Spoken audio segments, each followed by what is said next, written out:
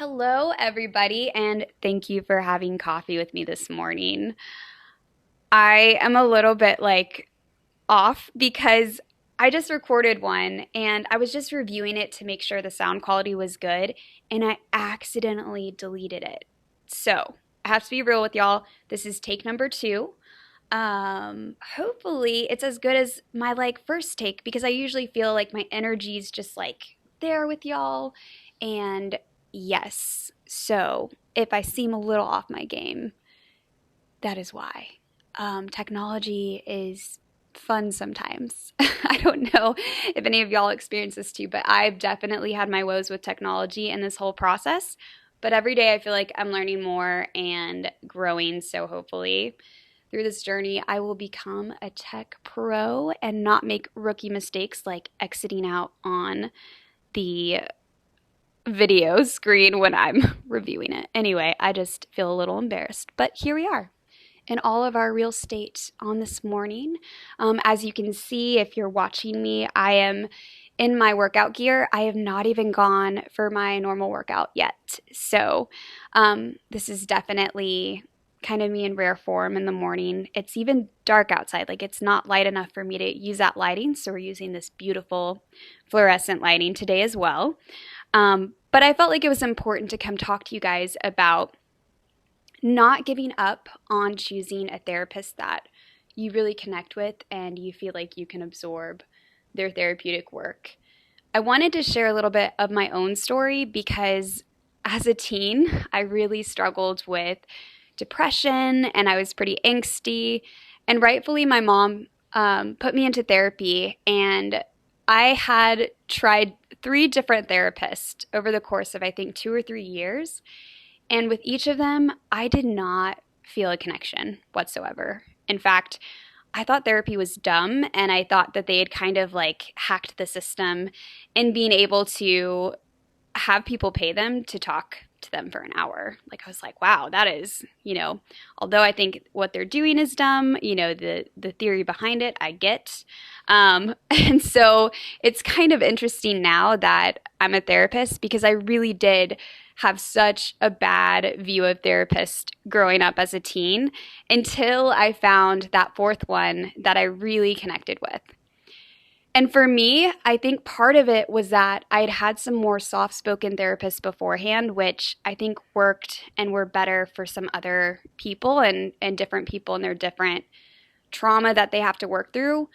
But for me, because I was such an angsty teen, I kind of needed somebody to give me a kick in the butt, for lack of a better phrase, to feel like I could really trust them.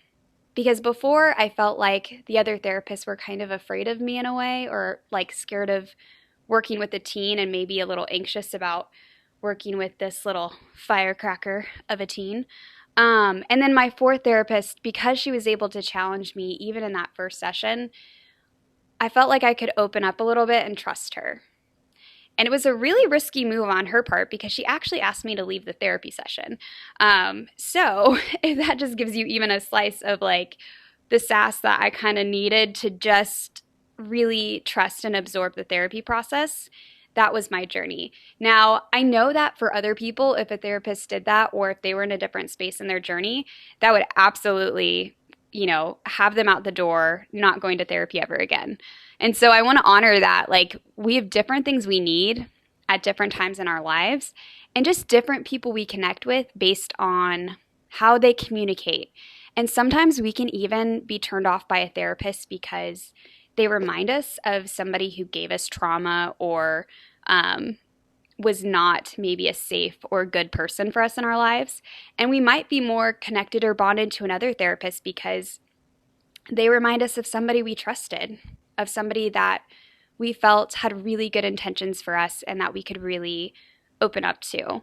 So there's all these different factors, and I think the moral of the story is don't give up. If you have had some bad therapy intake experiences, first, that's so normal, and usually people do have to shop around a bit. I mean, unless you're really good at doing your research and figuring out this person is a good fit for me, it's kind of more likely that you'll have to try a couple different therapists before you find a good fit, honestly.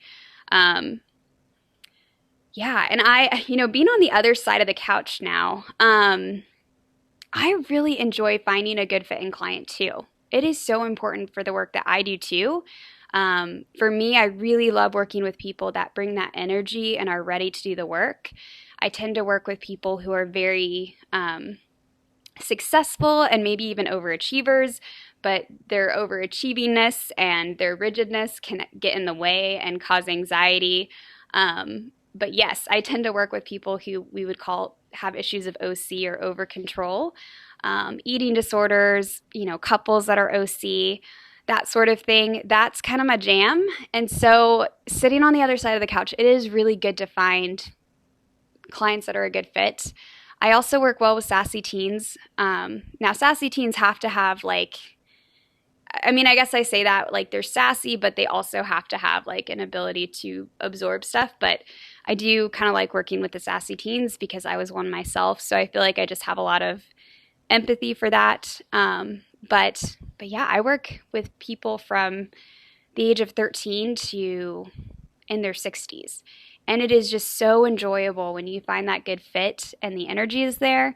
And I want that for y'all. I want you to be able to find that person that you feel you can trust and feels relevant to you. That's even more important than their theoretical background or their training. And I know often people try to choose therapists based on their educational background or training, and I get that. I don't want to say that that doesn't mean anything, but ultimately we know based on common factors research that the most important thing is that you feel connected to this person. And then obviously, in addition to that, it would be fantastic if they had really effective therapeutic background and theories that they applied to help you go through your journey and grow through it. But essentially, you have to have that trust first. All right, y'all, I hope you have a good weekend. I hope you get out there in the sunshine, even if it's just bathing on your back porch, because we are in COVID season. I hope you enjoy your morning coffee, and I will catch up with you next time.